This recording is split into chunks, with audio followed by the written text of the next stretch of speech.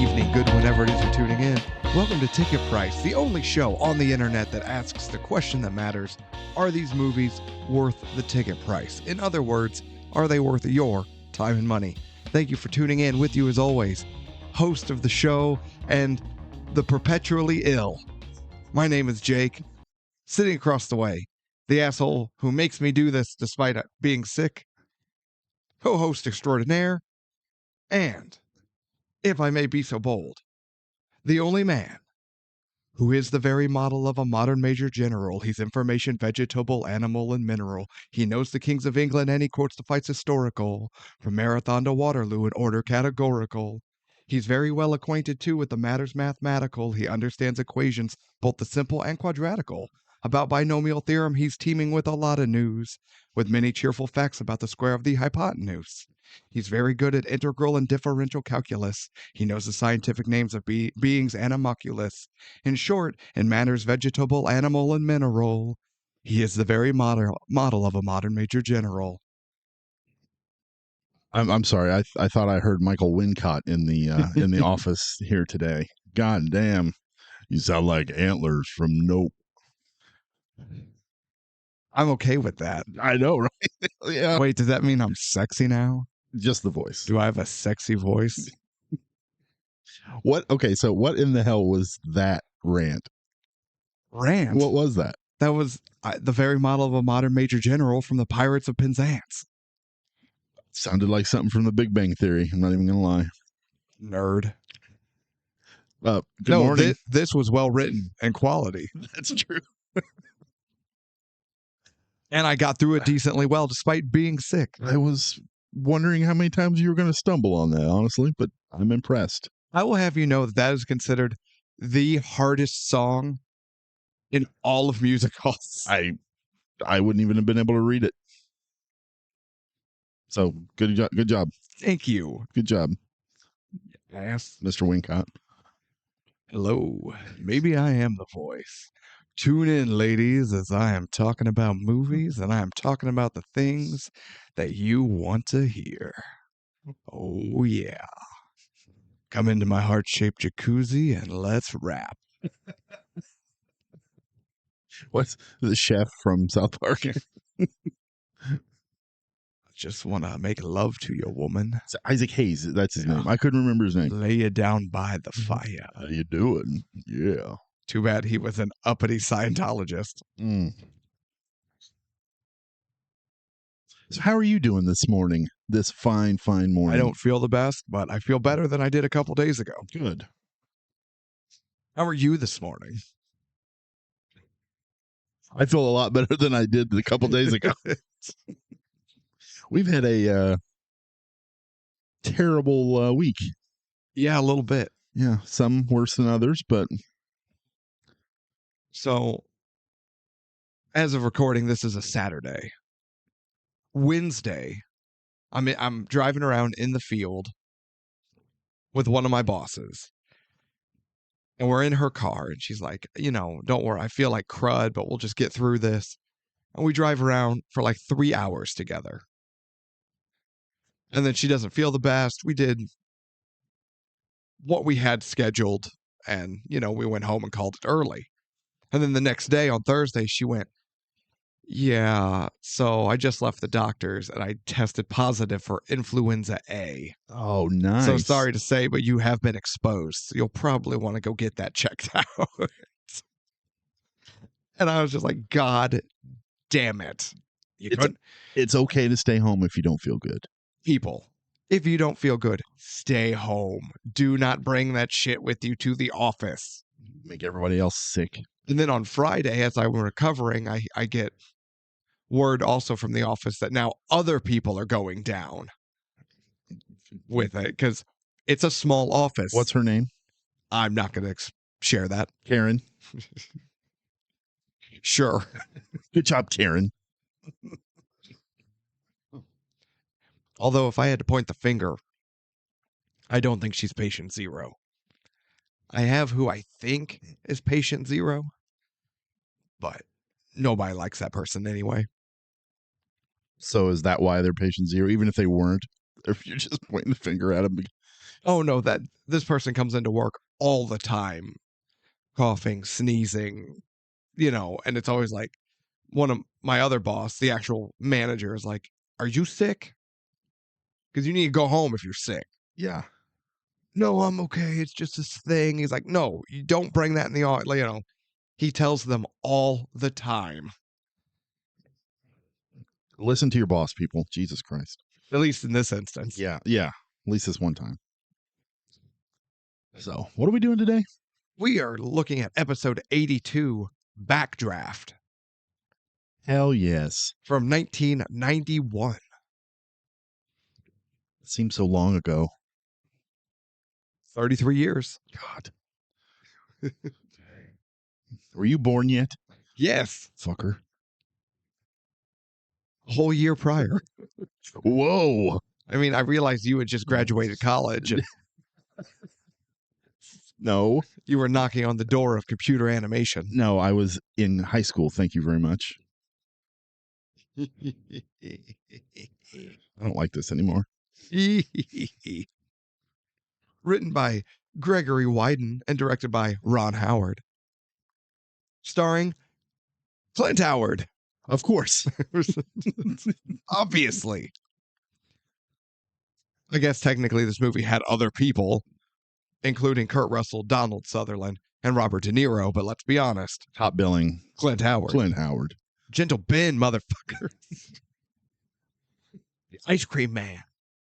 God. I forgot about that movie. I totally forgot about that movie. Didn't Ice Cream Man have a sequel? Probably. They tend to make sequels that are really shitty horror movies. So yeah, probably. They tend to make sequels out of every horror movie, regardless of quality. That is true too. Terrifier 2, 3, 1. Aren't there 3 human centipedes? I believe you're right. After a while, if you just want to see someone go ass to mouth, just watch porn. It's honestly, it's less disgusting. Yeah, a little bit. Yeah, I watched the first Human Centipede and I was like, did you really? I'm done. I'm like, I don't know. But this is also coming. That movie was recommended to me by a guy I worked with. So I was no longer your friend. No. And then he's like, oh yeah, you ought to watch Splice too. I was like, Splice? No. It's all I know is it's got Adrian Brody in it. Who I like. But it was about they took an alien DNA and spliced it with human DNA and grew this alien human hybrid thing, but he ends up having sex with it. And I mean, obviously. I'm like, no. Wait, isn't that just Species? No, because the Species alien was cool looking. You mean a naked woman who just had sex with everyone and then killed them afterwards? Well, yeah, but when she was in her alien form, she was really cool looking. Because was she? H.R. Giger was the one who designed her. So yes. Okay. But no, Splice was just. I felt uncomfortable, and not in a good way. Like not in a way that a horror movie sometimes makes you feel uncomfortable. Yeah, the reason you go to a horror movie. It was just I felt like I shouldn't be there watching what they were doing. And it felt like incestuous a little bit. And I didn't like it because they kind of raised this thing like a child. And it grew up to be an adult, and then he does the thing, and I'm like, what you don't know what's in there. There might be teeth. Well, no, he made it. He does know what's in there. No. So you're saying it was incest adjacent? Incest adjacent, yes, very much. And I no. Well, we're not talking about that shitty movie. We're talking about this movie that may or may not be shitty. We haven't gotten there. We'll get there. It's a back-to-back draft with a budget of an estimated $40 million and a worldwide gross of $152 million. Heck yeah. I feel like that's a lot of that is the actors. Possibly. Not William Baldwin. Who? Probably Clint Howard. Well, yeah, he's 38 million of it. You don't get that kind of raw talent just on pennies. No, I think most of this was the effects. The fire effects, yeah. Because it's like you're working with actual fire. All right, reset. Half the set is burned down. We're gonna need 22 hours. Better get to work. All right. One award win with 13 nominations, including 3 Oscar nominations for Best Sound, Best Visual Effects, and Best Sound Effects. I think it lost out to Terminator 2. Gross. You hush your mouth. I would love to. I'd love to be in bed right now. Hushed all the way up. Too bad. Too bad. We got shit to do. Yeah, not only this, we're doing a double recording today. Yes, we are. So you get to listen to my smoky, sultry voice like a lounge singer in the 70s. And this one is guaranteed to give you syphilis. In the actual hell. Okay, well, this has been Backdraft. I'm calling it a day. Oh, I took medicine before I came in too, so. Hell yeah. Oh, yeah. We're going to get wild.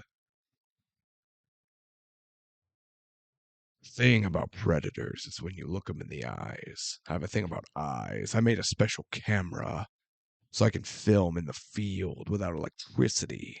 And I'm just watching animals fight each other for no reason. It gets me hard. Antlers? Damn. I have a stupid name. An amazing name. No, Antlers is a stupid name. That's a fucking. Have you found what you're looking up? Oh, I'm not looking up anything. I'm playing Mahjong. This guy's playing Galaga. All right then. Tevis, what is your history with the Backdraft? And yes, it did lose out to Terminator 2. I was looking that up. I knew you were looking something up. That's why I was jazzing over here, you know. Good job. Free forms. I like your jazz. This movie was, I only watched it like one other time when I was younger. Actually, one time, period, when I was younger, when it first came out on VHS. And it was one of those movies that I really, really enjoyed. And I wanted to watch again, but I never got to. Because there was always something else that we would end up renting. But then when this came out on DVD, I was like, oh, hell yeah, I'm buying this. And I've had it in my collection ever since. You mean the DVD you let me borrow? Yes. Okay. That you've had for, and this isn't a Blu-ray. It's not 4K. This is it's a DVD. It's a DVD. Yeah, I haven't upgraded. You've had it for like 20 years. Probably 15. Yeah. Probably. I need to upgrade it. I would love to upgrade it to 4K. But I just never got around to it. And for some reason, it's one of those movies that I'm like, man, I would love to upgrade that. But I never do, no matter what. It's like my childhood when I watched it for the first time. I'm like, man, I want to watch that again. But I never rented it again. So I don't know. I don't know why. So no, let's go back. Let's get back to the story. You bought it on DVD. You added it to your collection. Yes. What happened? It kind of sat on my shelf and collected dust. I had never put it back in. For 15 years. It's been a hot minute. Yeah. And I don't know why, because every time when I watched it, I was like, I love this movie. This is fun. You're basically, I've noticed a theme anytime we talk about movies in your collection. You're basically the old woman from Titanic. I just hold on to it. It's been 84 years. Yeah, I just can't wait till I can get out there in my nightgown and throw it over the railing into the water. Oh, bye Titanic. Or bye Backdraft. Bill Paxton's going to be pissed. What's your history with Backdraft? I had thought I had seen this movie. Oh, you haven't seen it? I saw bits and pieces when my parents rented it back in the day. But I never actually sat and watched the whole thing until this viewing. Really? So it's about as fresh can be. Okay. As far as First time ever. That's cool. Yes. That's cool. Actually, hold on. Let me look something up. It has nothing to do with anything, but you said something that made me think of it. So is William Baldwin the best Baldwin? No. But that's not, I'm not a Baldwin fan. So this is something that touches on an issue you had, a belief that you had that you never researched, and then you believed it so wholeheartedly you spread it, and that was that Bill Paxton had been killed by Terminator, Alien, Predator. And you determined that's not true. Correct. Now, what if I told you that there is someone who has been killed by Michael Myers and Mike Myers? Okay. Michael McDonald. Michael McDonald? The actor, Michael McDonald, the only actor who has been killed on screen by both Michael Myers and Mike Myers. Who is Michael McDonald? You'll recognize him as soon as you see him. The singer? No. Oh my God. Yes. So in the second Austin Powers, he gets run over by the steamroller. That's the second one, right? I don't remember. They all run together to Now me. it might be the first one. I can't remember. But he's just... Yeah, he's on the Mike Myers is on the steamroller. Like, get out of the way! Move! Get out of the way! Move! No! And then in one of the more recent Halloween reboot movies, he's in that and gets killed by Michael Myers. Yeah, I think that one is the actual Halloween 2018 because I think he's the dad to Laurie Strode or whatever the character is that they use in the newer one. It would have been Laurie's ex-husband. Something like that, yeah. But if we're talking about the reboot of Halloween, he did not play Laurie Strode's father, as Laurie Strode that's was right. She 70 was, years old. That's right. I was thinking of the... Here comes 120-year-old Mr. Strode. Yeah, that was a pretty easy kill for Mr. Myers. Yeah. That's awesome. I love that. So I came across that and I immediately thought of you. That is awesome. So there, we're gonna replace the fake Bill Paxton one with the very real. What was his name? Michael McDonald. Now I've forgotten. Yes, Michael McDonald, who was killed by Mike Myers and Michael Myers. And Michael Myers. Poor Michael McDonald. Also, there's too many. Wait a minute. Michael got killed by Michael, but also by Mike. Yes. Man, that complicates things. IMDb. But yes, getting back to Backdraft, I've seen bits and pieces of this as a boy, but this was pretty much my first actual viewing of it. Now, are you ready, Tevis? Let's do this. All right.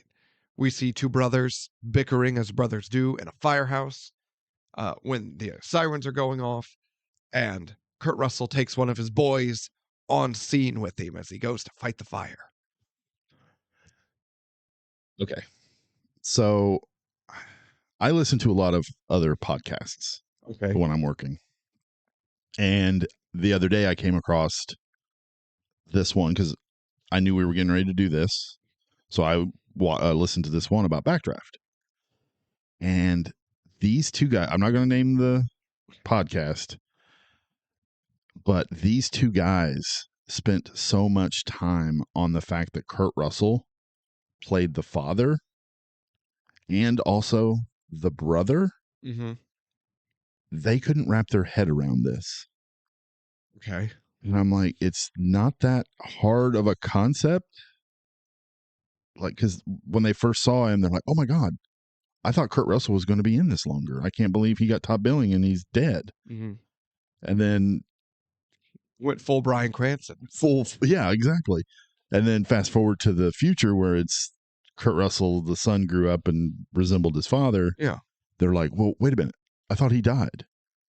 Like, guys, it's not this big of a. It's not that hard. It's not that complex. So, like, what are you doing? Damn it, I'm so sorry. But that annoyed me. And so, first thing I went, oh, it's Kurt Russell, right? Yeah. But I noticed because it's DVD version, but watching on, high def TVs, you can see that he's wearing a fake mustache, but he also has fake prosthetic eyebrows. Yes.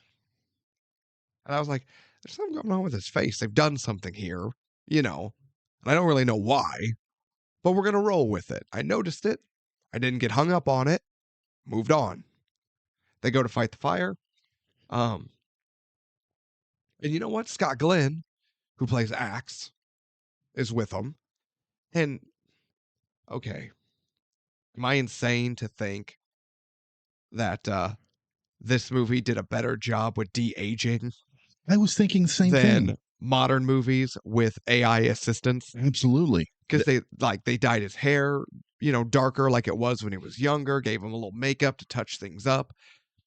And you didn't get a nice tight close up to see all but you saw it. You're like, oh, it's Scott Glenn. Yeah. Oh, it's a young, sexy Scott Glenn. Absolutely. I was thinking the exact same thing. Like, he looked really good. He did. And there wasn't any kind of uncanny valley like Nope. that X-Men movie where you have the young Xavier and young Magneto coming to meet Jean Grey, where it's like, oh, what did they do? Yeah, they look plastic. They did. Yeah. No, it didn't. It was really good. And you're right. They didn't focus on it. They just showed him coming out of the building and in the fire truck, and it was like, okay, that's Scott Glenn as a young man. Done. And there's Fire Chief Kurt Russell. I don't know his actual. He was running that fire station. Yes. They get to the scene. They climb up the fire escape, and he makes that sweet leap. Hell yeah. He jumps from the fire escape to like the ledge to get in the building and saves that person. And then that gave me anxiety. Oh, that jump? Yes. Yeah. No. Nope. That kid's whoever's in that building is gonna die. That's why you're not a firefighter. Absolutely. Because you don't have the balls to be a firefighter. Do not. I have the balls to stand out there and look up like the kid did, but that's about it. So they're in the building when all of a sudden the boy notices something as a pipe kind of juts out of the wall, outside of the wall. He's trying to get someone's attention, but it's a bunch of people fighting a fire. They're not paying attention to the chief's kid. When all of a sudden, realizing it in the nick of time, the dad realizes the fire has gotten to the gas main and throws Axe to the side, saving his life as the resulting explosion claims his own. And his son watching the whole time. Yeah, and you get that cool shot of him holding his dad's hat because the helmet gets blown out of the building, and he's holding it, and the Pulitzer Prize winning photo. Yeah, really well done opening. I enjoyed this opening a lot. But I don't understand because so now, don't get mad at me. I went, Kurt Russell's fucking dead? Wait, I thought this movie was predominantly Kurt Russell. You mean to tell me I now have to sit through 90 minutes of William Baldwin? I was pissed. But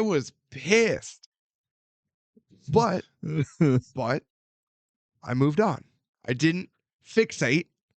I just moved on. So now we see that young boy who watched his father die in a fireman's bar as the bartender is giving him a hard time. He's like, oh, yeah, you finally passed the academy. Is it going to stick this time? And then starts going through all the old business cards of Willie Baldwin. And it's like log cabin salesman. Something or other. And he's tried everything. Just a bunch of failed careers. Him and I have the exact same career path. Multitude? Yeah. Failed career after failed career after failed career. Where will this be? This being ticket price. Probably behind a bar somewhere. As long as that bartender bought a hat or something. Absolutely. Go be a bartender. No. I don't. No way. Well, fine. Don't. I don't want to have to deal with a bunch of drunks. As long as they tip well. Yeah, that's the point. When they get extremely drunk and they don't know what they're doing with their money, then yeah, I'll work it. But until then, no. Just show a little cleave. I show all cleave. Full cleavage. So, but yeah, we learn. What's it? Brian. He's a failure. He's a screw up. He is. Yeah. And no one really has any faith in him. No, not really. Not even his brother. No. Now, they are working on like, oh, we're gonna see what stations we got and blah blah blah. When all of a sudden they get called to a fire, they're like, let's go. And his friend is way too excited about a fire. Way too excited. Yeah, he is a little overboard. Yeah. But yeah, this is the first explosion that happens that kills one of the. Correct. This is the one that sends the guy through the windshield of the car. This scene was awesome. So we see a middle-aged man approach his house, and he opens the door, and the resulting fireball. It was almost a oneer. Oh, was it? Yeah, like because you see him get out of the car, the camera kind of comes up and watches as he walks up to the house, and then he opens that door, and then there's the explosion. But you could kind of tell there's a small cut. Yeah. Because you don't want, obviously you don't want your actor opening a door with an explosion right there. But I remember this because it's been so long since I watched it, I forgot what was happening. And this scared the shit out of me. Because that thing exploded, and I'm like, oh my God, damn, what the hell? So, Stephen and his overly excited friend get there, come to find out that the fire is being combated by the most prolific station in all of Chicago, Station 17, led by his older brother, also played by Kurt Russell. Stephen McCaffrey. Yes. Stephen and Brian McCaffrey. Yes. So. But Kurt Russell does not have a mustache or fake eyebrows.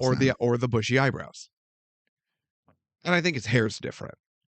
But I went, oh, thank God Kurt Russell's back. Oh, he's playing the older son. I get it. He looks like his dad. And that's as far as it went. Not that hard. And I went, oh, cool. Okay. You know what? I actually kind of liked this. We see Brian and Stephen as boys. We see their dad. And the actor playing the adult version of one of them is also playing the dad.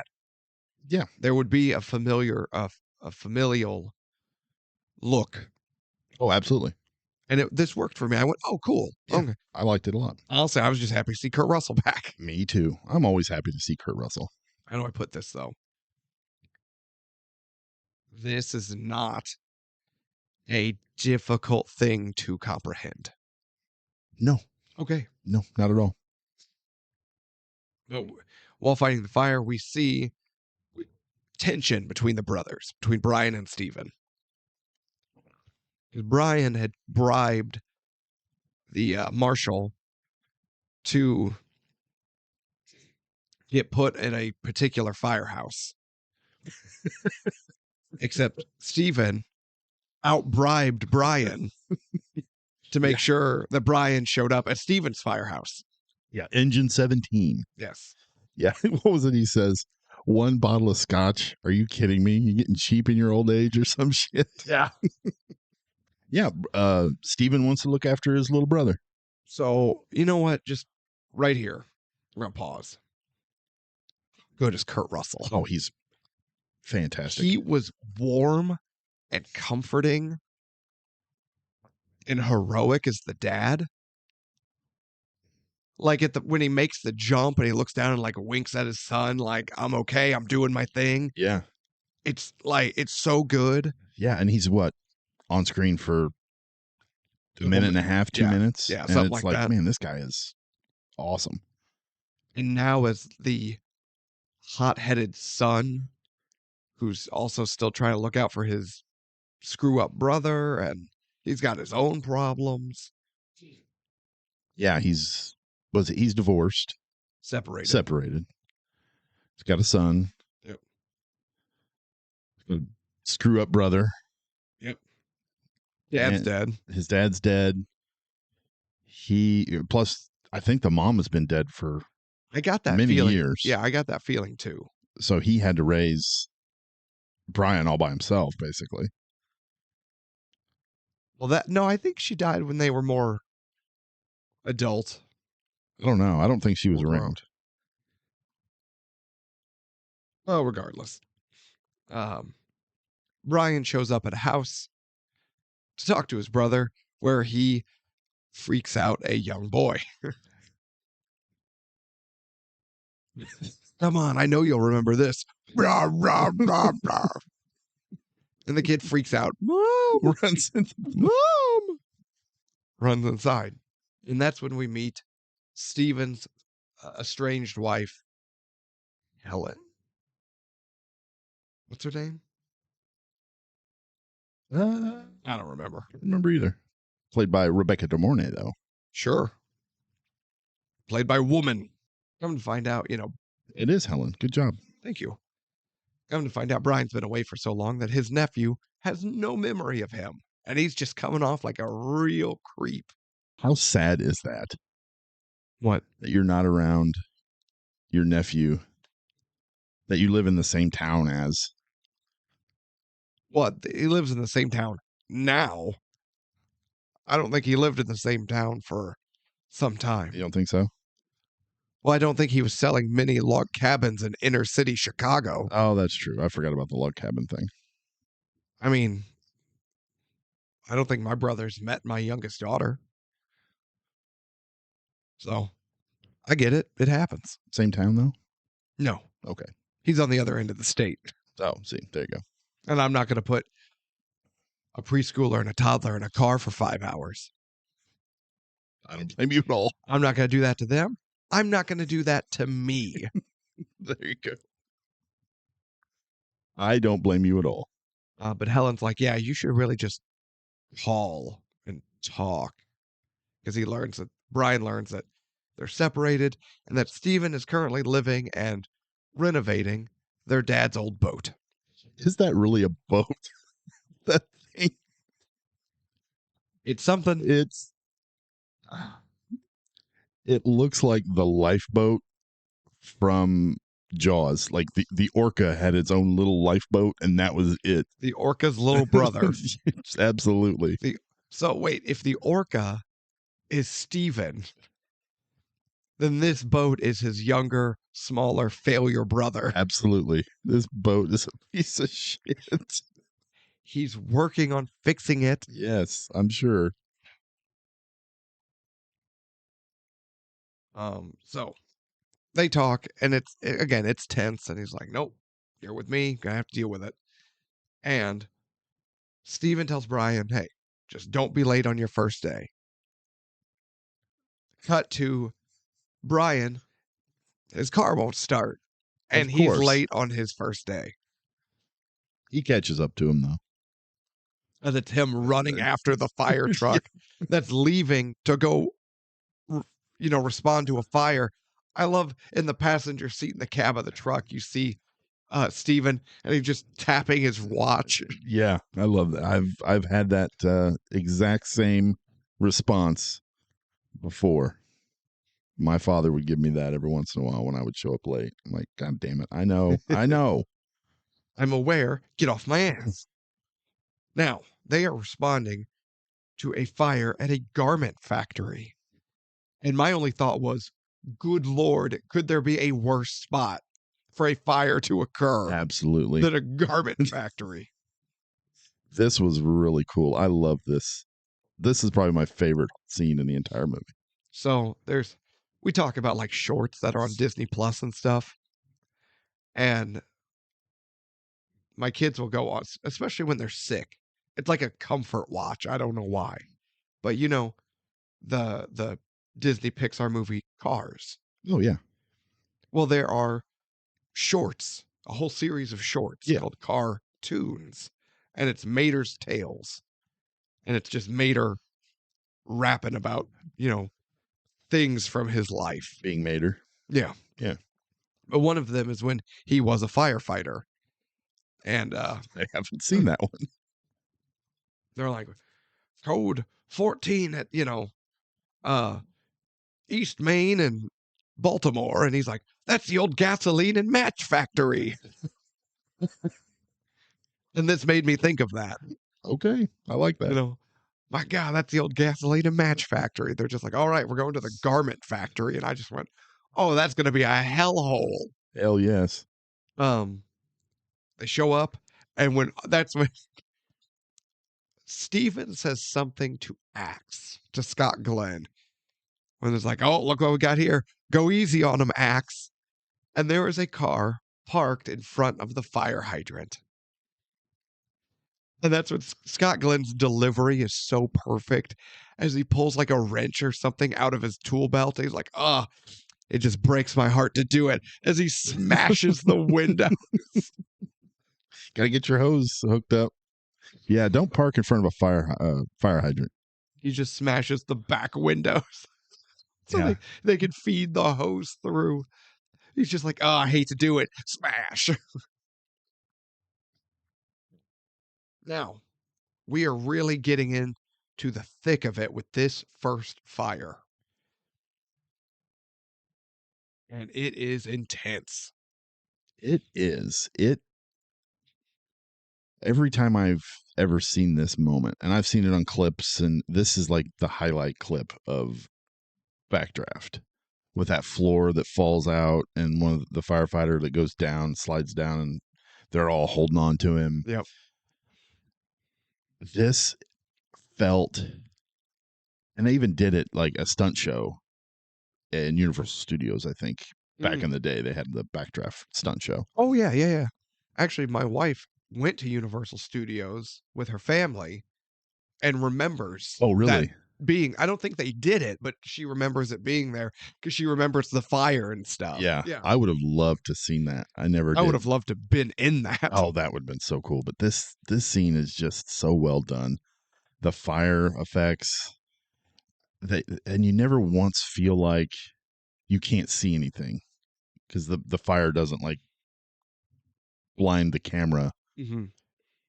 Everything is, you can see everything. You can see everybody. The actual actors are in there doing that shit. Yep. It's fantastic. So it's so well done. Did you watch your DVD version? Yes. Did you watch when you put it in and it starts with an interview with Ron Howard? Did you watch that? I don't remember if I did. Oh, you're going to kick yourself because you need to go back and watch that. Ron Howard talks about a lot of this. He goes, oh wait, was this where he was talking about they were gonna do it with digital fire? Yes, but it just didn't look as good as they wanted. So then the tests came back and they're like, oh, this looks bad. It looks fake. I do remember that because he's like, this is 91. Computer effects are in their infancy because even Jurassic Park wasn't till another 2 years later, right? Right. Yeah, I did see some digital fire from the movie The Relic, and that came out in 97. Oh, it looks awful. Oh, it looks terrible. Some of it looks like legitimate Lego fire. It's fucking trash. It was even trash then. I remember seeing the Relic. I was like, God, this looks like shit. So yeah, I'm glad they didn't go digital fire. Yeah. It would have, I don't think it would have been able to sit through it. So then he's like, he gets his stunt coordinator. He's like, all right, let's see what we can do. We need to pivot. But the stunt coordinator was so impressed with Kurt Russell, William Baldwin, and Scott Glenn in particular doing all of their own fire stunts that in the credits, they are also listed again under stunt performers. Yes, I did see that. That is cool. So then I kept my eyes open. I went, "Oh shit, there they are. They really are." Oh yeah. It brings so much to the movie that they're actually in there jumping through this and running around, and Because they could have easily just put the helmets on and the masks, the ventilator, And at that point, it doesn't matter. You Yeah. can't see anyone. Absolutely. They talked about how, like, oh, so and so got a haircut because all this real fire people would come, the next day on set with like their hair and eyebrows singed. And they're Yeah. like, oh, they got a haircut. This was another thing that this podcast I was listening to was bitching about. They were talking about how unrealistic they were as firefighters. Like, oh, they can talk to each other while there's this raging fire and they're not wearing their helmets and their masks. And I'm like, guys, are you a movie podcast? Like, you do ridiculous shit in movies all the time. Yeah. In order to get the story moving, the characters might have to talk to each other next to a roaring fire. And we, as the audience, we want to hear what they're saying. But it's all okay. It's not that big of a deal. So I'm not going to touch on them because I don't want to be like, we're not going to just bag on other shows. But at one point, so Steven tells Brian, you stay on my ass. You stay with me. Yes. Stay right here. And they are as close as you and I are. And we're about 2 feet apart. 2 to 3, right? Right. But Steven turns to Brian and is shouting because he has to shout Absolutely. to be heard. And I went, yeah, okay. And we learned that it's not that they aren't wearing helmets and masks. Steven doesn't wear his helmet and mask. Steven has a quirk about fighting the fires head on, man versus monster. And that's his own thing. Yeah, he gets berated a few times for his method, his unorthodox methods. Yes. And his disregard for Safety procedures. And this kind of made it work for me. Yeah. So, and that was one of the reasons why his wife, one of many reasons, but separated from him and doesn't want him around, is to protect herself and their son from him being just reckless. Yeah. He's living quickly, one might say. Yes, he is. So, not going to go blow by blow through all the scenes, but the team separates to try to chase this thing down and fight it. And at one point, so Brian is supposed to be on Steven's ass. But Brian thinks he hears someone calling for help, and he separates. So when she finds a woman, and heroically carries her out of the burning building, we learn it was a mannequin. And now he is the laughing stock of his firehouse, and his brother is royally pissed. Yeah, the funny thing is, two of the other firefighters do save a woman, but then the next day in the paper, Brian gets the credit for it. Yes. Because they have a good photo of him carrying this mannequin out, but you can't tell it's a mannequin. And he is kind of the hero in some people's eyes, even though he knows it's not true. So I said we weren't going to go blow by blow through the scene, through this action, but I do want to get into what I think is one of, if not the best thing this movie does. One of the most important things this movie does. And this first garment factory fire sets the stage so well. And then the movie so expertly, to Ron Howard's credit. Because I think Ron Howard is an immensely talented director. Oh, I agree. Granted, I think Apollo 13 is still his best. Yeah. But Apollo 13 is a masterpiece. You're not wrong. You probably know where I'm going with this. Let's talk about the fire.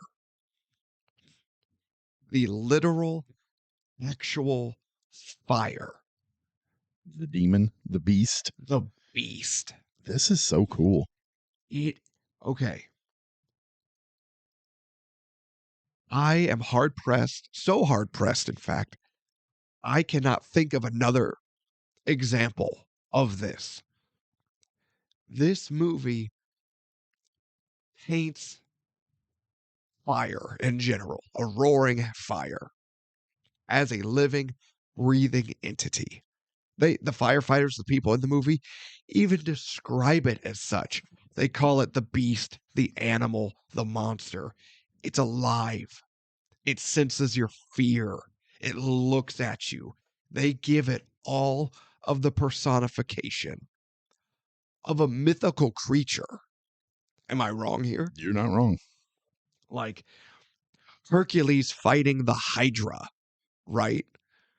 You get all the buildup of this is an ancient, evil monster who's hell bent on total destruction. And they fight it every single day. And you don't know how you're going to react until it looks you in the eyes and stares into your soul. And you're going, guys, it's a fire. It can't look at you. It can't sense fear. That's ridiculous. It's a chemical reaction. It's not a thing. And yet this movie creates an actual believable monster. Yeah. And Brian faced it a couple times where he hesitated because it looked him in the eye. And he buckled. He did. And that's what Steven's even like, don't let it know you're afraid. Yeah, yes, when he rushes into that one room and saves that kid. Although I don't think that's this fire. That's not this fire, but just the effect of that the fire had on Brian. That the creature looked at him, he showed fear, it responded, he backed down, and it won. Yeah. They locked eyes, and Brian gave the ground. He did. Well, they even mentioned that it breathes, it eats, it is alive. It growls. Yeah. And I love that. Yeah. Here's the thing. Sharks don't growl or roar. Fire makes noise. It does. And it makes a lot of noises. And it works. It does. But we see it pulsing and breathing, and we see the smoke roll out from under a door and then suck back in. And they're like looking, they're like, shit, it's in the walls. It's jumping floor to floor. We got to hunt for it. And then all of a sudden the pressure changes and one of the doors slams, gets sucked closed. And I went, holy shit. This might be the best haunted house movie I've ever seen. It's kind of a horror movie at times. The fire of Backdraft might be one of the best supernatural elements or supernatural creatures I've ever seen in like a possessed house. Like, it's so good and it's believable and it's tense and it's scary. And the fact that it's a real thing that they did on set makes it all the better. Oh, every shot with fire. It looks fantastic. And all the more reason I kind of do want to see this in 4K. Oh, yeah. Because it can't age. No. It's actual fire. So if anything, it's just going to look better. Yeah. This is going to be the only movie that if I ever upgrade it where I'm like, damn, this looks really, really much better than the original. Yeah. We won't be noticing rubber feet on John McClane's. No, just Kurt Russell's eyebrows in the beginning. They're slowly starting to fall off. Just a little. But no, this fire it's not just fire. It is a monster. This movie has a monster. Oh, yeah. It's definitely the villain. There's two villains in this movie. And it's done so well. And it's so cool. But they fight the garment factory fire. Now, you brought it up. It makes the paper where Brian is heralded as a hero for saving that woman, even though it wasn't him. And at a kind of it's a retirement party, isn't it? Yes. I don't remember who was retiring, but yeah. It was like Fitzgerald or, somebody. Firefighter number 3. Yeah. Yeah. And an alderman comes up, and the alderman approaches Brian and is like, hey, I think I've got a place in I got a special job for you. You'll definitely want to do this. We learned Brian's old flame works for the alderman as well. Jennifer, played by Jennifer Jason Leigh. Sure. And she's fine. Totally fine. Totally, absolutely fine. However, this alderman, he doesn't get along with Steven or the other firefighters. No, his name is Martin Swayzak. Yes. He has been making budget cuts, and that's affected the firehouses and their manpower, and has gotten a few firemen killed. Yes. For not having adequate backup or supplies. Absolutely. So yeah, they're not happy about what Mr. Swayzak is doing. No. Then we get some shower scene and we get some ass shots. Hell yeah. We meet the firehouse dog thing.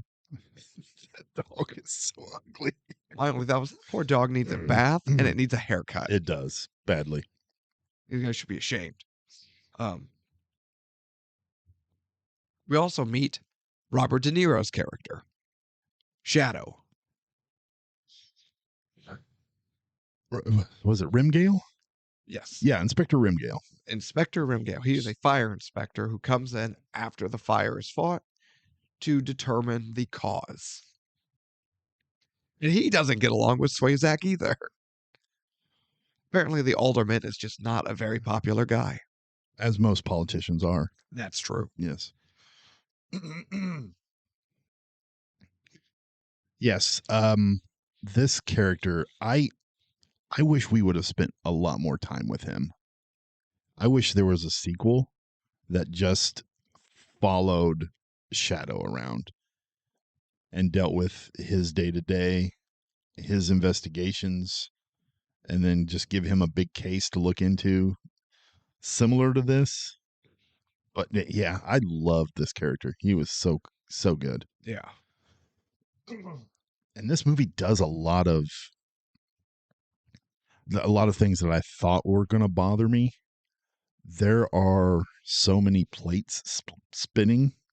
Oh yeah. You have the arson, the brother drama, the husband and wife drama, the Brian and his girlfriend drama. You have it's basically a serial killer drama. You have the firehouse drama, the corrupt city official drama. There is so much happening. There's a lot of drama. This is a drama.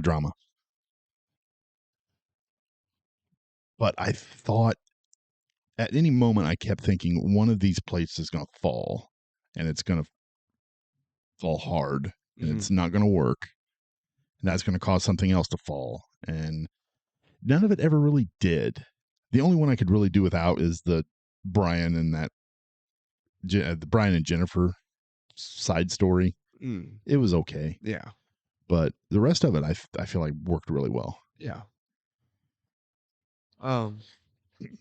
Yeah, honestly, I don't think any of the plates fall. No. Some of them don't spin as fast as the others. Absolutely. But they don't fall. No.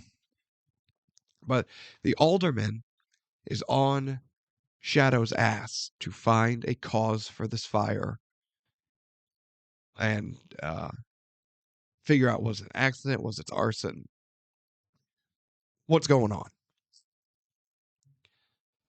And Shadow is very The investigation is pending. It's ongoing. He wants to be thorough. Yes. And I think he even says, like, he doesn't want to screw this up and make the wrong call and somebody walk away. Yeah. Without having enough evidence and proof to put someone away. Right.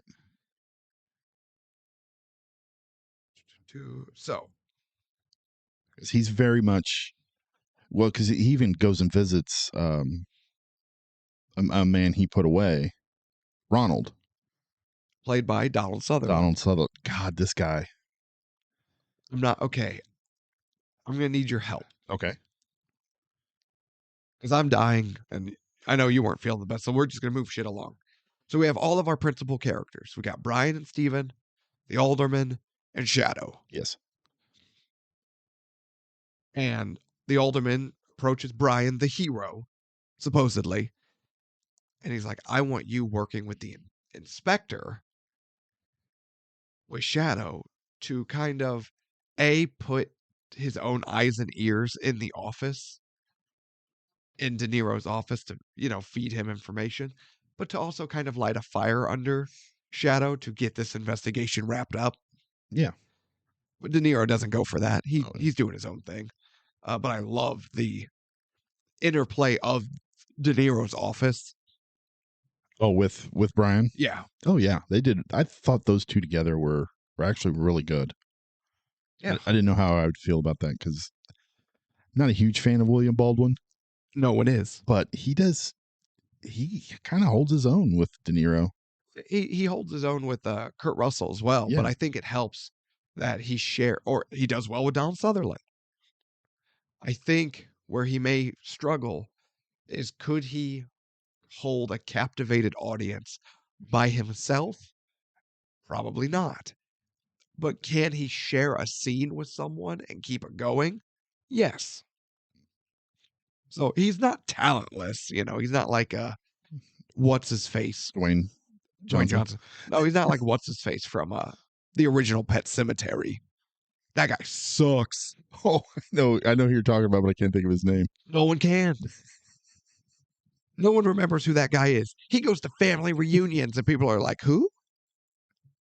That's mean, but accurate. Oh, I'm sorry. Am I supposed to pretend to be someone I'm not? Now I have to know. That guy sucks. Dale Midkiff? Sure. Yeah, that's who it is. Dale Midkiff. I don't know of any other movie he's been in. Everybody watched Pet Cemetery and went, eee. Sometimes dead is better. It looks like he was a big Hallmark movie guy. I see that. I see that wholeheartedly. Very good for him. The Magnificent Seven TV show? There was a Magnificent Seven TV show. Apparently. Back in 98 to 2000. And it ran for 2 years. He was in Pet Cemetery too. He was in Air Bud, World Pup. I don't know which one that one is. No. Yeah, there is nothing else on his IMDb that is not just complete trash. Alien Fury. What the hell is Alien Fury? Countdown to Invasion. Oh, he played a vigilante cop. in what? Vigilante cop. Flight of the Living Dead. Flight of the Outbreak on a Plane. Love it. That's one of those direct to streaming. Anyway, you were saying about Donald Sutherland. So we get a montage of firefighting and investigating and camaraderie. And then there's another fire that kills another person in the explosion. But this is when Steven and Brian go to save that boy. And Steven charges into that room, but the fire stares Brian down and backs him up. Yeah. Steven runs in. And as Brian kind of figures out he doesn't have it in him to do this. And Steven saves the boy. He and Brian get into another big fight. Brian quits and takes the alderman's offer to join Robert De Niro's office. So while there, Brian and De Niro just kind of lays down the law. You're not the first. You won't be the last. This is my office. We do it my way. And you either do what I tell you or you can get the fuck out. Absolutely. I love it. So we see Shadow changing his outfit, putting on nicer clothes, and we see his torso, his hands, his arms are just covered in burns. Oh, no, never mind. We do get the explanation. I was thinking, I was like, I wish we would have gotten a reason behind it. Oh, we do. But we do. I forgot. Ronald actually brings it up. Yep. So Brian asks Shadow, where are we going? And Shadow replies, pest control. They go to a prison where there is a parole hearing for known arsonist Ronald, again, played by Donald Sutherland. And before the hearing, they just talk. Hey, Ronald, how are you doing? Shadow, how are you? And okay, this is where I need your help because I don't really know how I feel about this. Because it really feels like they go like Hannibal Lecter. Oh, yeah. With Ronald. It's definitely the Hannibal Lecter. Although, wait, when did Silence come out? I think 91. I think it's the same year. Or maybe it might have been 90. I can't remember. Nope, 91. 91. Yep. So these came out at the same time. But Ronald is an arsonist, and he has some sort of learning disability that they don't really go into. Yeah, he's very childlike. Yes. And at first, I didn't know how I felt about it. But then once he gets to talking about what he wants to do with the fire, and he still has that boyish demeanor. Yeah. It comes off extremely creepy. Mm-hmm. And I liked it. So we learn that Ronald is an arsonist who has a very unique relationship with fire. He believed he could control the beast. He loves the beast. It loved him. And then one day, it turned on him. And we see the burn scars on his head. But that was also the same time when Shadow stopped him mid arson, but didn't realize that he himself was standing in a pool of phosphorus? Something like that, yeah. That ignited so brightly, it permanently embedded De Niro's shadow on the wall of that building, hence his nickname. Because he's like, oh, Shadow, still afraid to wear short sleeves or something, something like that. Yeah, their back and forth is perfect. I love their back and forth. It's almost like Robert De Niro and Donald Sutherland can act. I know, right? It's weird. Who would have thought that? But that's what I mean with this character of Shadow. Like, I want to see a sequel with him. Yeah. Maybe him and Ronald have their little cat and mouse thing, something. I just would have loved to see that. Yeah. But basically, the parole board wants to let Ronald out. And then De Niro shuts that down immediately. I love how he just gets up and interrupts the proceedings, and they're like, "Excuse me?" He's like, "No, excuse me." And then he just starts talking to Ronald. Ronald, he got that doll. Oh, got that burnt doll. Yeah. And he's like, remember this doll, Ronald? He's like, that's not fair, Shadow. And he's like, remember the little girl? This was a little girl's doll. You remember that? What did you do to that little girl, Ronald? And his response, he's happy. He doesn't want to say it, but he can't lie about it. And he can't help himself either. Yeah. He is excited, but he's trying not to be overly excited. He can't help it. And it's so good. I burned her. I burned her. What about old people, Ron? What about an old person? What would you do to them? I would burn them.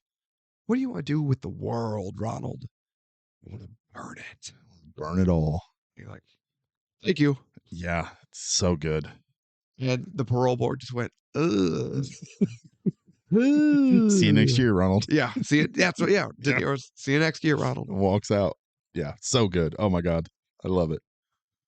So the investigation continues, but they're noticing both a pattern in how the fires are starting.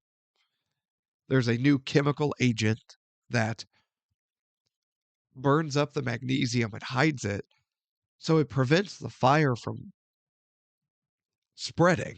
Yeah, it almost blows it out. Basically, that actually does blow it out. Blows itself out, but it creates very dangerous backdrafts. Yes. Hence the name of the movie. Very clever.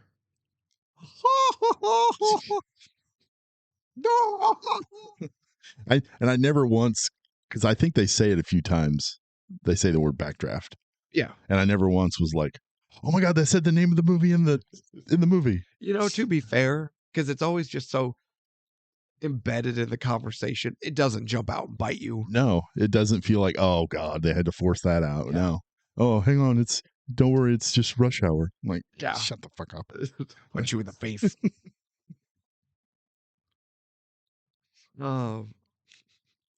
We get a lot more drama, but we begin to uncover that the people who are getting killed in these backdraft fires are connected.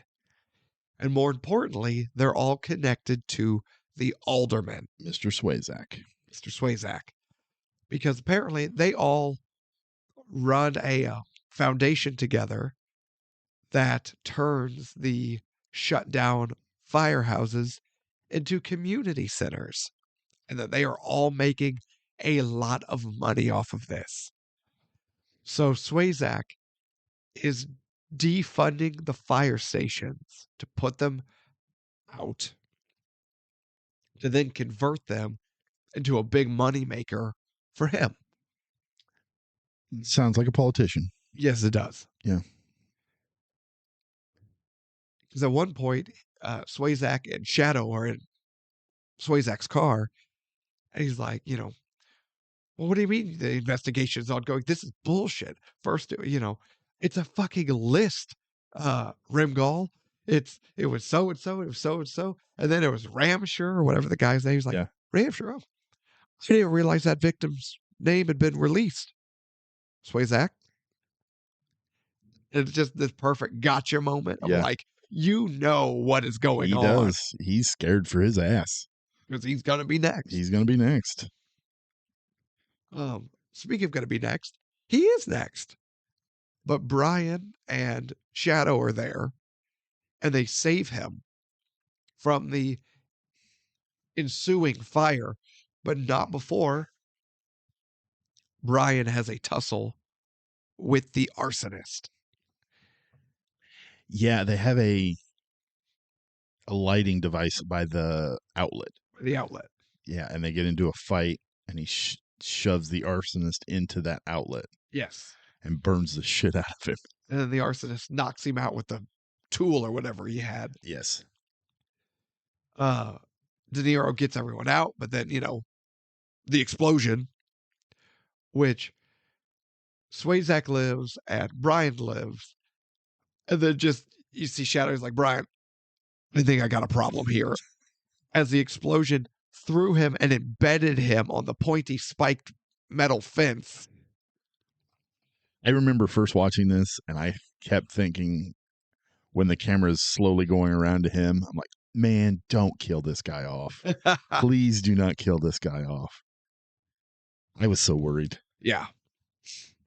But no, that cuts to the hospital. He's recuperating, but he's no longer able to continue the investigation himself. So it's up to Brian. Brian visits Ronald. And they end up having a really, again, Silence of the Lambs, quid pro quo, these special. So with Ronald's help, Brian figures out that it's someone who has access to, was it tryptochlorine? Tryptochlorine. Someone has to have access to tryptochlorine, and it's someone who hates fire, doesn't want it to breathe or eat or even live, and so it's setting it up to kill itself. I wonder who has access to that particular chemical and hates fires.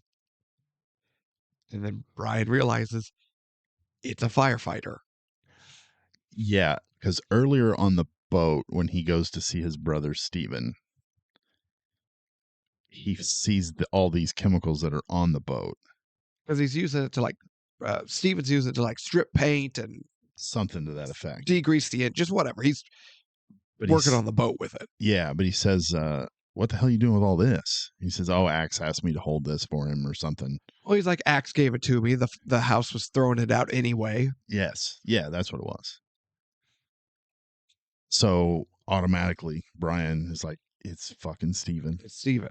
Because he goes back to the boat and looks at that chemical, and it's tryptochlorine. It's tryptochlorine. And that's when Stephen shows up. He's like, Brian, and they have a tense moment. And it's so funny. My only thought was, if it's him, he has a burn on his back. Yeah. Oh, yeah. So in my mind, I was like, Brian, you need to just be like, you know what, Stephen? I'm sorry. Bring it in. Absolutely. Give me a big old hug, brother. Big old slap pat. Yeah. Just like, what the hell are you doing? Just feel around on his back, try to find the burn. Because you'll learn right away, one way or the other. Just feel around. Just like, But they don't do that. Even though it would have been hilarious. Because Brian thinks it's Stephen. So he goes back to the firehouse and breaks in to Stephen's locker looking for more evidence. That's when he sees Axe, Scott Glenn, in the shower with the perfect burn scar. This kind of made me laugh. But I mean, it works. That's how burn scars work. It would, but yeah. Think back to Indiana Jones. That asshole read an ancient map from his palm. That's true. You're not wrong. I forgot about that. But yeah. Okay. Never mind. I'm going to shut up on that fact. So there's I mean, if you want to go down this road, just know I'm taking Raiders with us. That's true. That's true. Let's do it. This was fantastic. Do you want to jump? Do you want to? Do you want to? Well, then let's do it, Tevis. Let's do it. I want to do it. Do you want to? You wanted him down. He's down.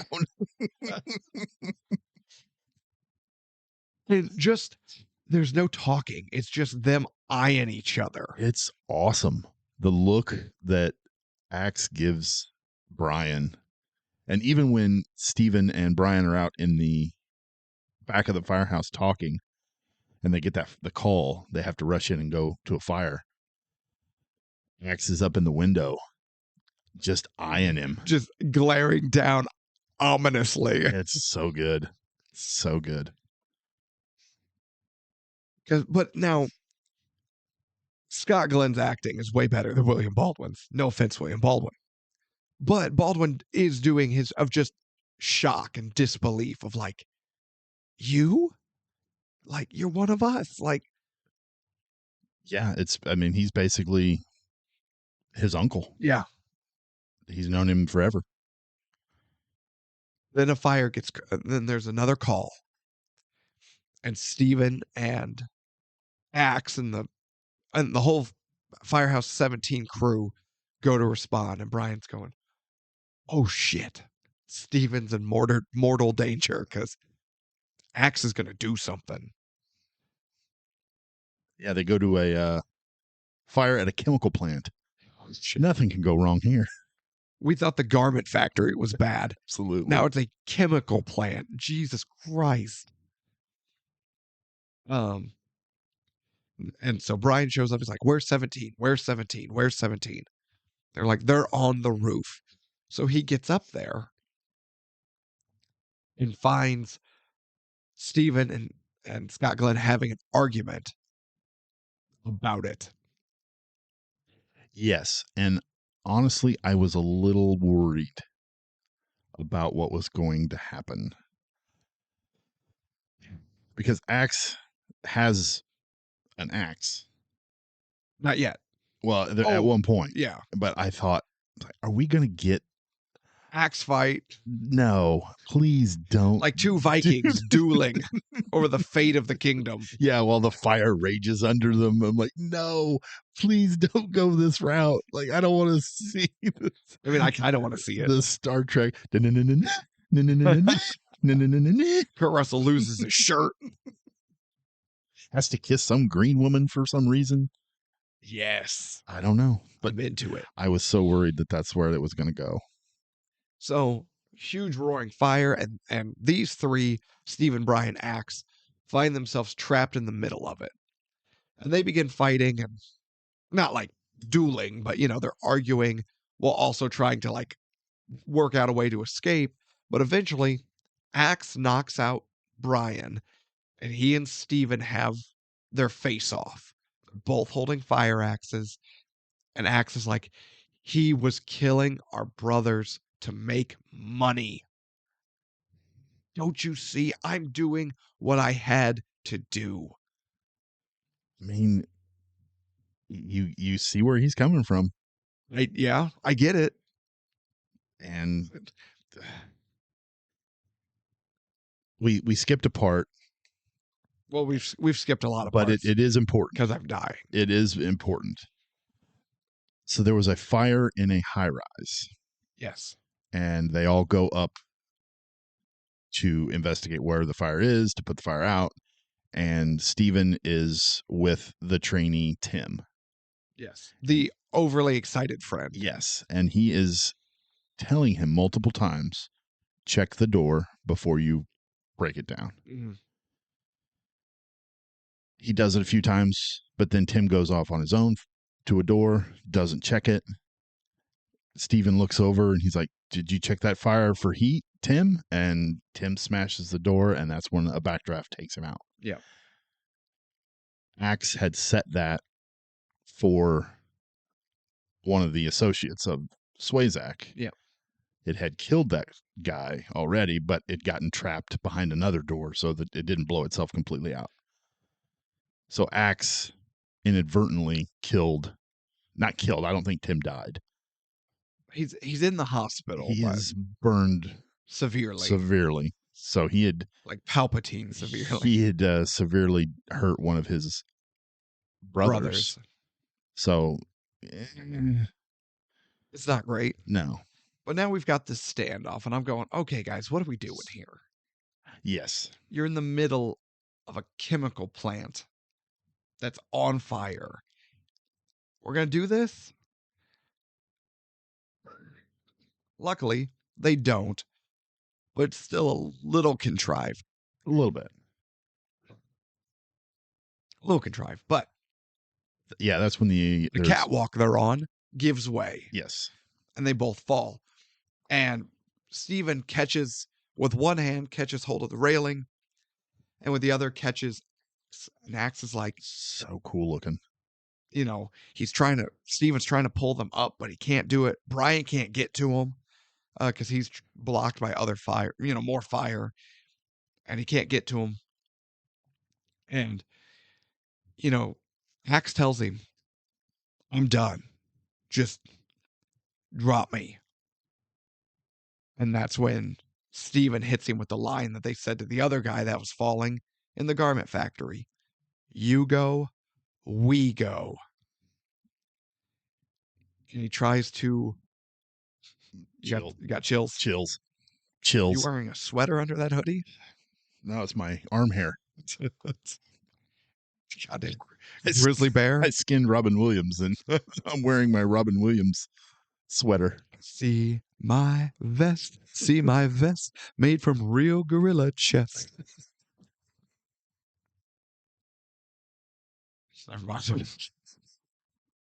But he refuses to let go of his friend. They both end up falling, and Scott Glenn catches fire. He catches fire. Steven ultimately can't hold on and lets go of both of them. He lets go of the railing. They both fall.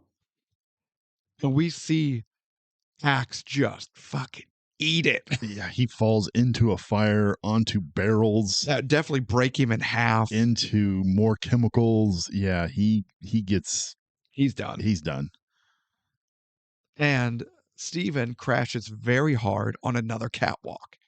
But Brian sees other members of House 17, and he gets their attention, and together they kind of fight their way to Steven.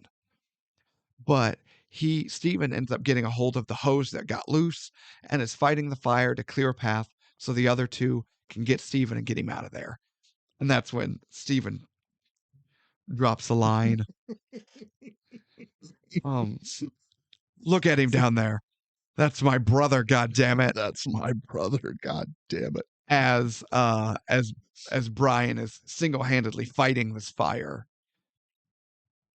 They get out of the building, and Brian gets in the ambulance with Steven as he's got this horrific wound on in his side.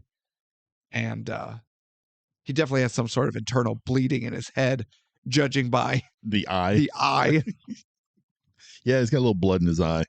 Don't worry, it starts to come out. Yeah, I think he's probably going to have a little blood in his urine as well.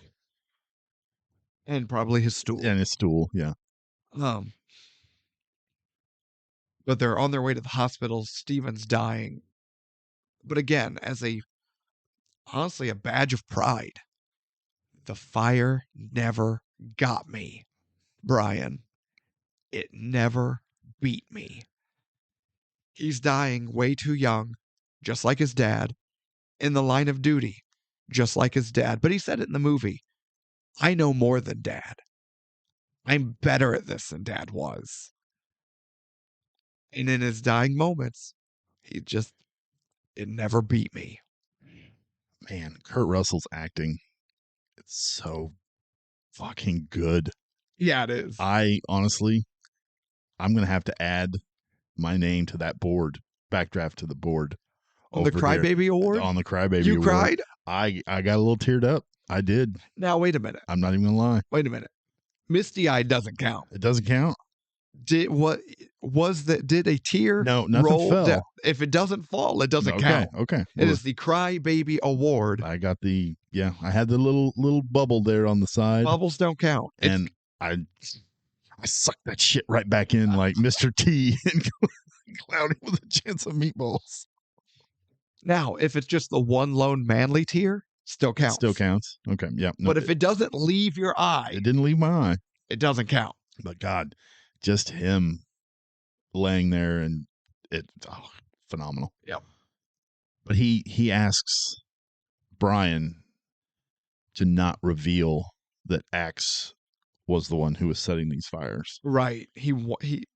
Axe is dead, arguably has paid for his crime, and wants his friend, his uncle, more or less his uncle, and his brother in arms to be remembered and to be honored the way he deserves. How do you feel about that? I'm okay with it. Because it would have tarnished the entire firehouse, not just Axe. Because you know how people are. Yeah. We see this all the time, where if one person does something, whatever that person is associated with, they're all that way. Mm-hmm. So I have no problem with it whatsoever. Should Axe have gotten a moment of redemption? Because he never really does. He apologizes, and then he just kind of dies. Yeah, I think his moment of redemption is telling Steven to just drop him. To save himself. Yeah. I think that's his moment of redemption. But Steven's like, no, I'm not going to do that. You go, we go. Yeah. So that's just that brotherhood of the firefighters coming together. And I love it. I think it's perfectly fine to not want to name Axe. The movie ends with the alderman being arrested, and we see Brian now as once again, a full member of Firehouse 17. Doing the job that's in his blood. Because he faced his fear. He looked the beast in the eye again. By himself. Found his courage and fought the bastard. And he won. He won enough. He won enough, yes. And that's Backdraft. I love the shot of them driving down that long stretch of road, and you could see the cloud of smoke that they're heading to. Mm-hmm. And then Hans Zimmer's score is hitting. Oh my God. Hans Zimmer. I fucking love Hans Zimmer. Yeah. He is by far my favorite composer. Now, see, I can't argue that. I can't argue your favorite. But he's probably second or arguably third best composer. No. Because we got to talk about John Williams. No. And obviously the first is Randy Newman. Fucking Randy. Goddamn Newman. No. You got a fire in me. God. You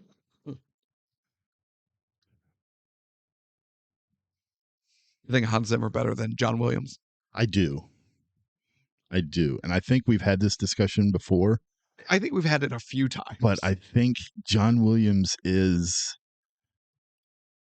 I don't want to, this is going to sound demeaning, okay. But I don't mean it to be.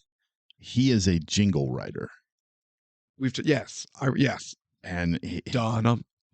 Dun, dun, dun, dun, dun, dun, dun. Yeah. I mean, his music hits, you know exactly what movie it's from.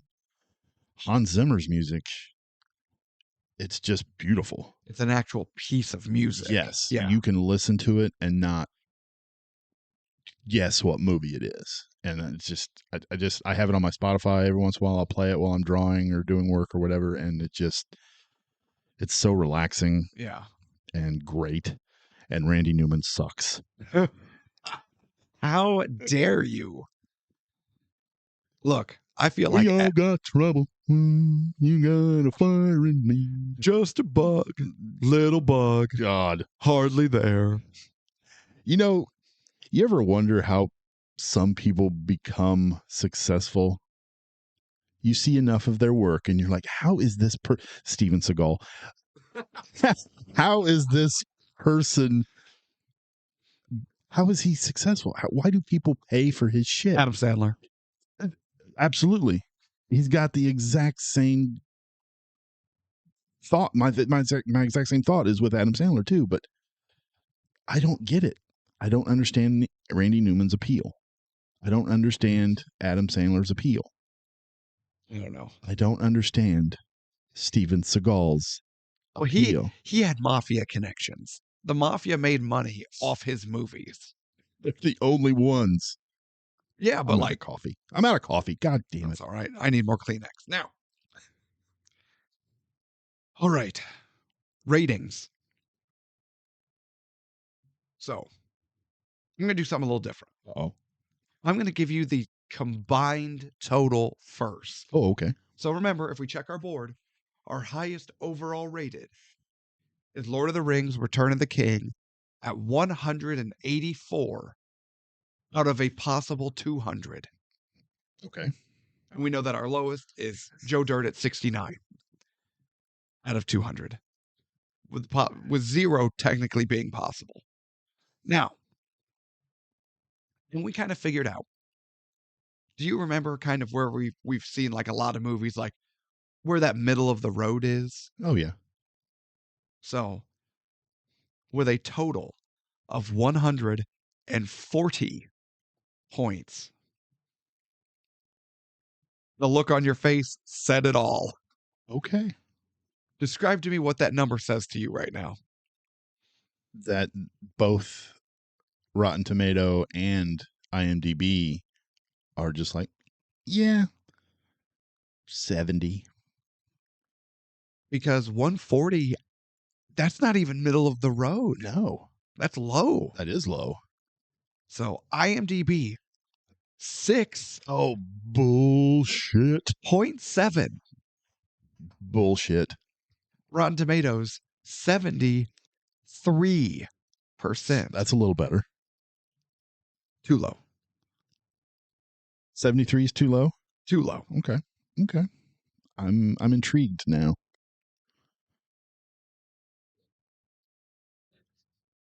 So, well, hold on. Let's do the reviews real quick. LA Times. Critics may be divided about the merits of Ron Howard's Backdraft, but they're pretty much unanimous in praising the film's sizzling special effects. This is very common. Everyone loves what they did with the fire. Because how can you not? Absolutely. Do you have eyeballs? Yeah, it is probably the best part of the whole movie. It might even be the best character in the whole movie. You're not wrong there either. Ebert. What I regret is that all of the expertise lavished on this movie couldn't have been put at service of a more intelligent story.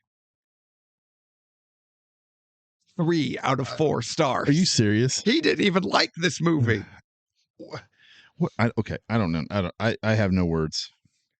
He thought the story was too conventional and cookie cutter and predictable. And he was just like, I don't really care.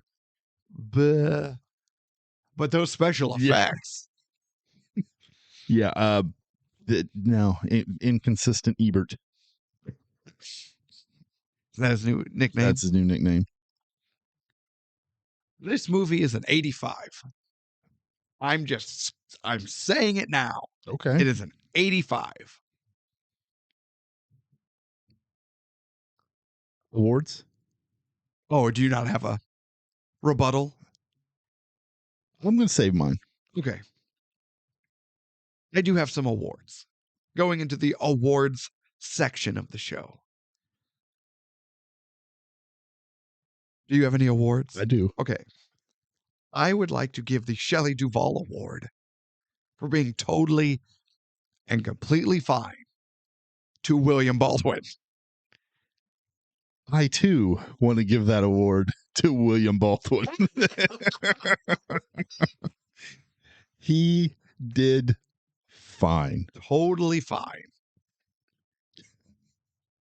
I would like to give an award. I would like to give an award you created. The Halle Berry Award for Worst Line. Oh, okay. Look at him. No. That's my brother. God damn it. I have an award for this too, but it's not that line. I hated this line. Did you really? I cringed. I went, ugh, gross. What was the movie? God, we just did a movie where we were like, really? Oh, in Miracle, we're family. Yeah. And we just went, ugh. This was your we're family moment. That's my brother. God damn it. Oh, I just went. Yeah, I hate that line. That line wasn't good, but the line I have, it was supposed to be this gotcha moment because one character said it earlier in the film and then another character repeated it to the same character as a dig at the end of the film. It didn't work. It didn't work the first time, and it sure shit didn't work as a bookend. Yeah. It's Brian is talking to Swayzak at the press conference that he's having. And he says, you see that glow flashing in the corner of your eye? That's your career dissipation light. And it just went into high gear. Oh, yeah. I'm like, I forgot about that. That's your career dissipation light. What the fuck is a dissipate? You know what? Don't know. I may have to retract mine. I think you're right. I would like to officially change my Halle Berry Award for Worst Line to whatever that monstrosity is. When the hero has to say a line to the villain as a dig, kind of like Rush Hour, where he's like, hey, wipe your face off. You dead. Yeah. It's supposed to be just like short and quick, little quip. It should be a quip. Yes, it doesn't need to be a paragraph. God damn. Also, what the fuck is a dissipation line? I don't understand what that is. It makes me hate the alderman even more. I know, because he's the one that says it first. I can't remember who he said it to. Stephen. Oh, that's right. He does say it to Stephen. But I do want to award the Maximus Award for Best Line Okay. to, and I don't know who's the character that said it. It's at the. I'm glad you researched it. Well, this is my job. It was at the garment factory when the floor fell. And this firefighter grabs the other guy who's falling. And he says, "You go, we go." It's the black guy. Yeah. Yeah. I don't know his name. It's not Nightingale. That's racist. Why is it racist? Because he's black. His name's got to be Knight. No, I said it's not Nightingale. She said it was Nightingale. No, I said it's not Nightingale. I'm thinking out loud of the firefighters that we meet of Station 17 and who has names. It wasn't Tim or Stephen or Brian or Axe or Nightingale, whoever the hell Nightingale was, but I know it wasn't him. I can't remember. Can't remember either. But that line was so good.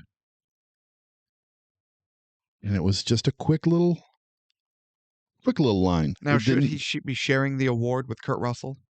No, because he's the one that said it first. Okay. Oh, it's first come, first serve basis. Kurt Russell just bookended it. I have the Bryan Cranston Award for being wasted. And I would like to present it to Donald Sutherland. He does a great job as Ronald. Irrefutable. Okay. But let's be honest.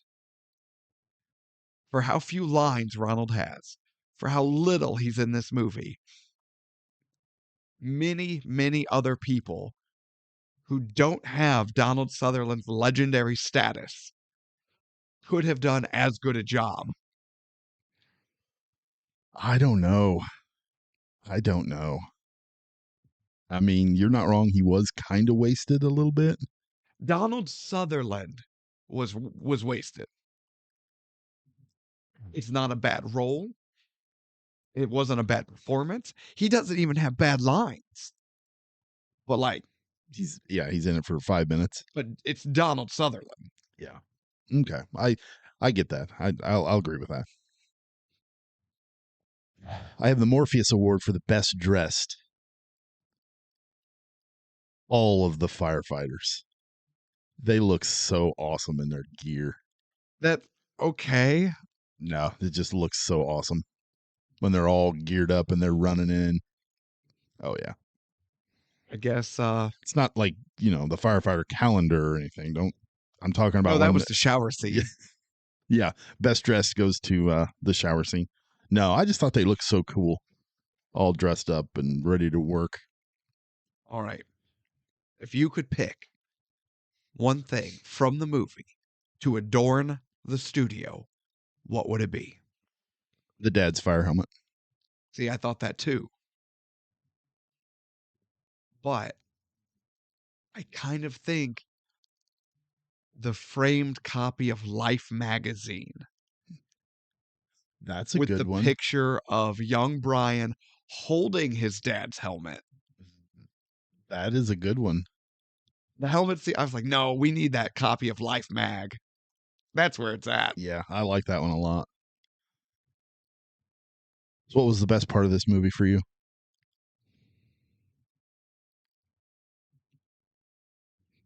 Honestly, and I'm going to cheat here because it's not one moment. No, that's fine. It could be as a whole. Every scene where they are genuinely personifying the fire. And I don't mean with character dialogue. I mean the actual scenes with the fire. And it's done in such a way where the fire has a living presence of menace and malice. You can feel its hate.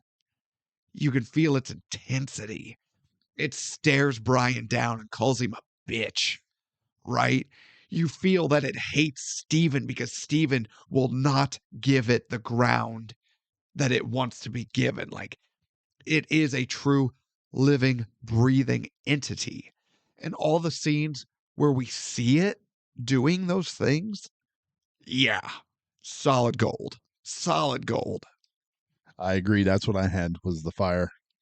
Just the smoke that would come up from underneath the door and then get sucked back in. Yes, like Or- it's breathing. Yeah, or you'd watch it crawl up the wall and kind of turn and look and almost like snake-like.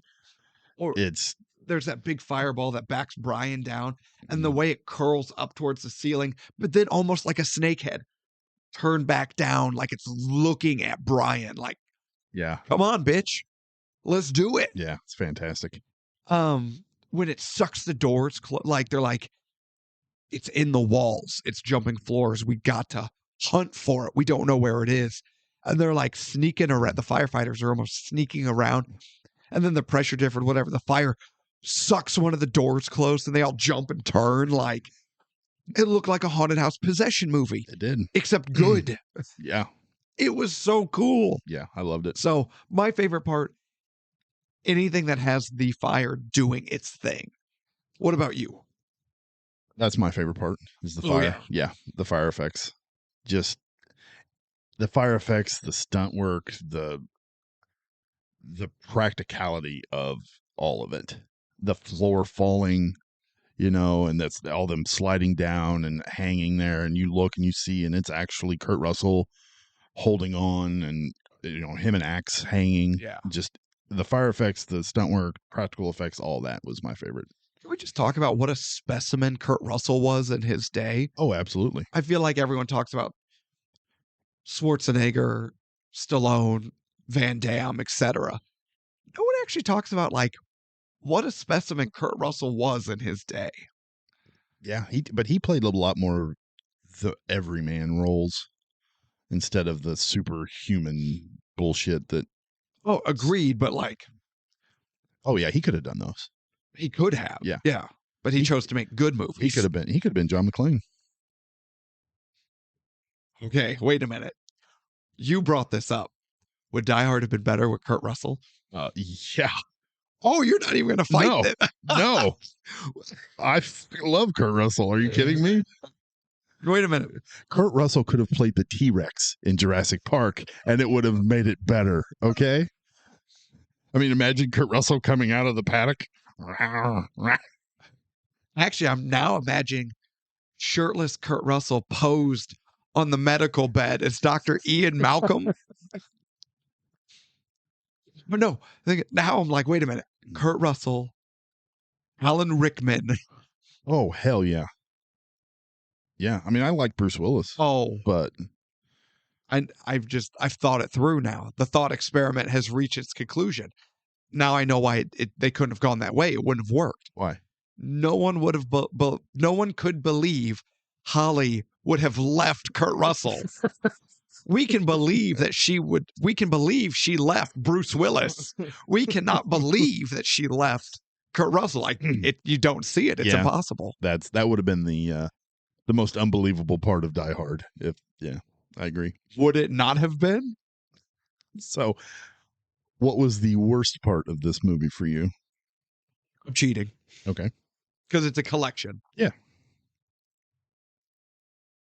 We talked about how William Baldwin is fine. Shelley Duvall levels of fine. But when he's sharing the scene with Russell, De Niro, Sutherland, he can hold his own and keep the scene going. But all the scenes with him and what's-her-face? Jennifer. Oh my God, I don't care.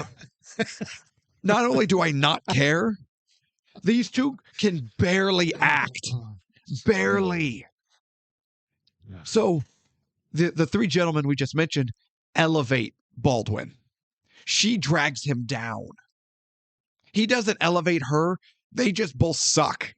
And every scene where it's just them, and I'm just going, this is awful. I hate everything happening right now. And I wish it would stop. Okay. Hands down. Yeah, it's almost like that. You see a team that kind of sucks, but they play a better team, and then that team that sucks kind of elevates their game. Yeah. But then that team that kind of sucks plays a team that's way worse than them, and they play really shitty and lose to a team that's worse than them. Yeah, that's kind of my thought with those two. And honestly, that is what I had as the worst part. Is it really? As well? Is not just them two together, but it's just their whole storyline. It's not great. It's not good. You could have done without it, I think. I mean, I get the connection, but and then the whole like they sneak into the firehouse and start having sex on top of the fire truck on the hoses. And then the fire truck gets called to a scene. So now they're like scrambling to get dressed on a moving fire truck. The fireman's pulling the hose out and there's a bra. Hell yeah. For some reason, it's looped in the fire hose. How did that happen? You know, when you're in the throes of passion, weird shit happens. Well, I mean, that is true. But you know what, though? I didn't see any passion in that scene. No, I didn't see any passion in any of their scenes together. There would have been more passion with me and Kurt Russell than there was between William Baldwin and what's-her-face? Jennifer Jason Leigh. Thank you. Yes. There's more passion between you and I right now when you're sick. In any given episode of Ticket Price. Let's suck face. Agreed. Blah, blah, blah, blah. Hey, I'm not contagious anymore. I just feel like ass. All right, we have final thoughts? Final thoughts. You want to go first? You want me to go first? I'll go first. Okay. Okay, Backdraft. I love this movie. This movie is definitely worth the ticket price.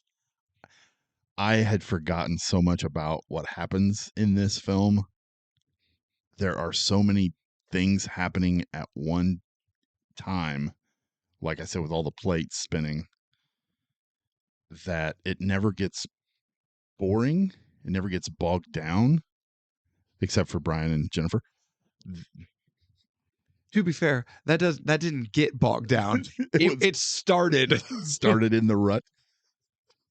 But no, the fire effects, the stunt work, the acting, even you, Brian, is great.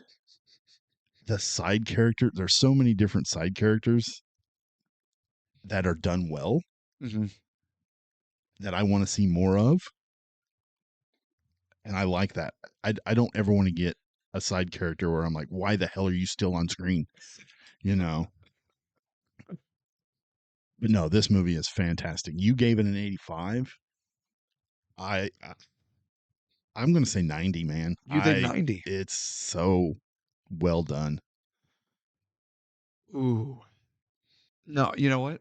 I can't go into the 90s. Okay. Can't go into the 90s just because of William Baldwin and what's her face. Jennifer. Thank you. You're welcome.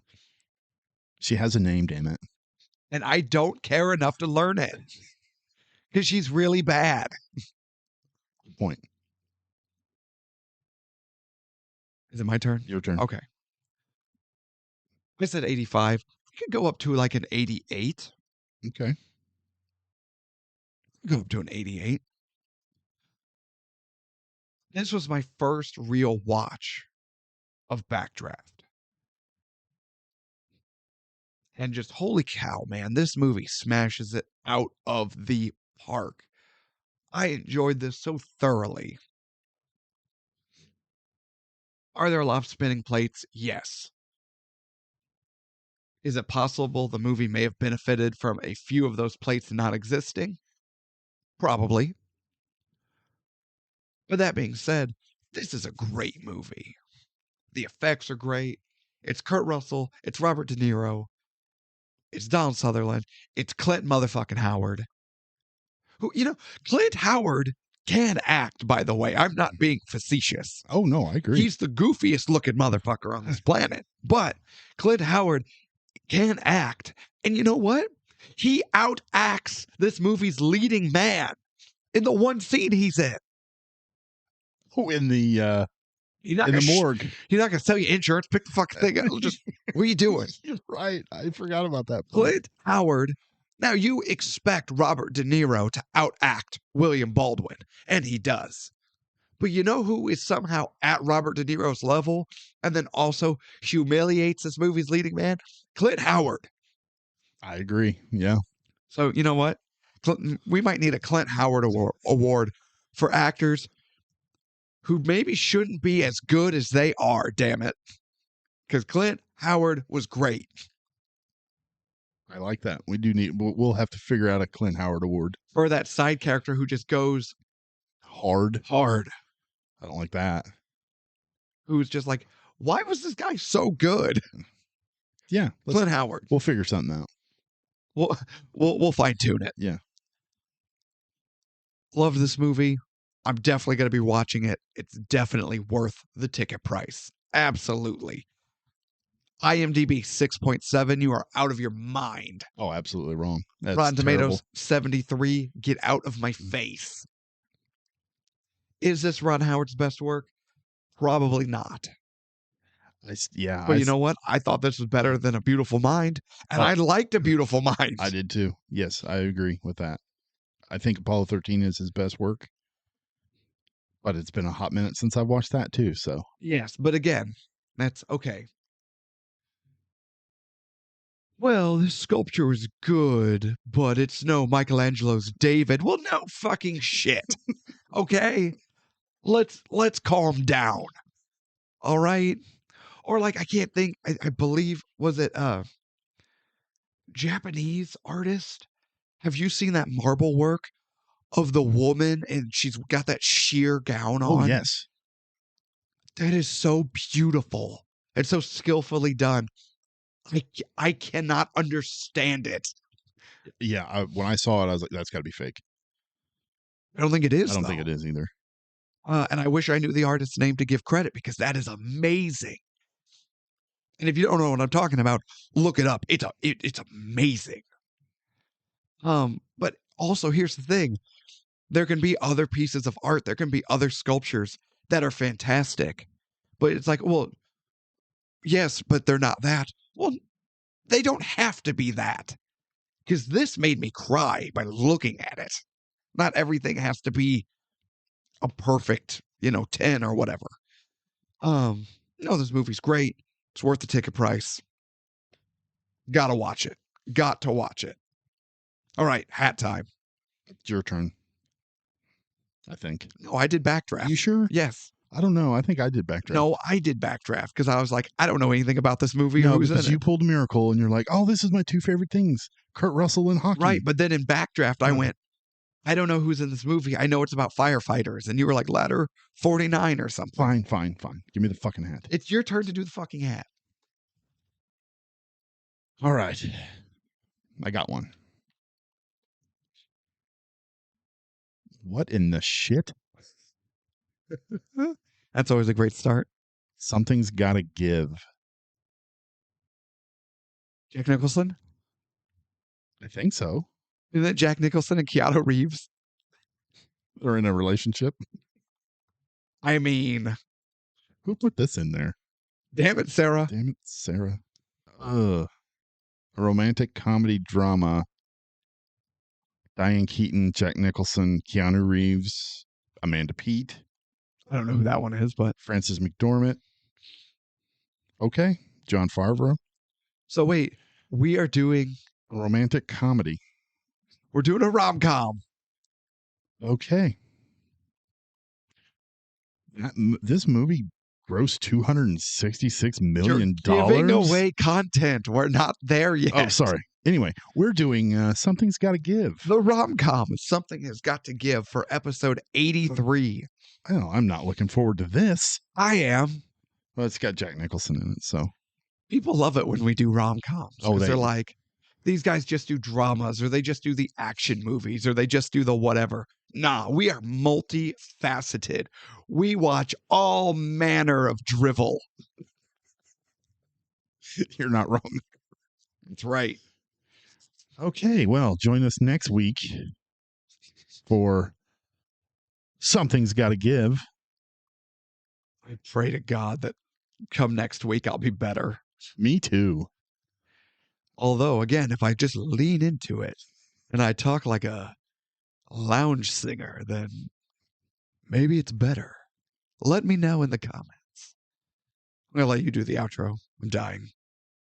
Okay, well, while Jake is dying, next week we have Jack Nicholson, Diane Keaton, Something's Gotta Give. We just finished with Backdraft, which was worth the ticket price for Unanimously. both The Voice and The Only Man. Wait, have we come up with an Only Man shirt yet? Not yet. I'm in the process of doing some brainstorming. For what? An Only Man shirt. Oh, like how it'll look. Yeah. Because we got to have a shirt that says The Only Man.